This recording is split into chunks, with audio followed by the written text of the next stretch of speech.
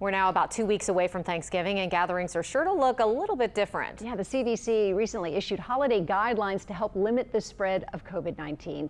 Jade Cunningham breaks it down. People want nothing more than to sit at a table with loved ones and friends on Thanksgiving.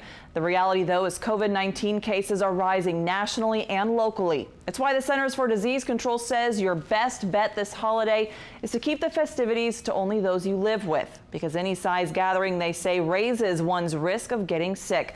Let's be real, it's not what you want to hear. This is Thanksgiving, so for those moving forward with plans, here are some more of what the CDC says you should do. First, the obvious: mask up, social distance, wash hands, and clean surfaces frequently. But they go a step further, saying guests should bring their own plates, cups, utensils, food, and whatever they're drinking. Also, avoid hanging out in the kitchen or where food is being prepared. Speaking of which, family-style meals should be avoided. But if food is being shared, one person wearing a mask should serve it to avoid multiple hands from touching utensils. They say ideally dining should take place socially distanced and outside. That may not be possible, so if inside, open the windows and doors to increase ventilation.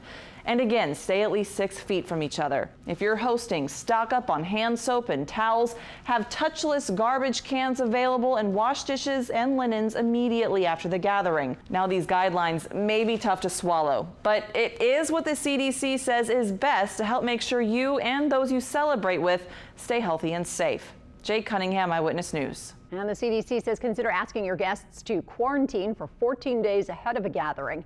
We have a link to all the recommendations on our website, wwltv.com.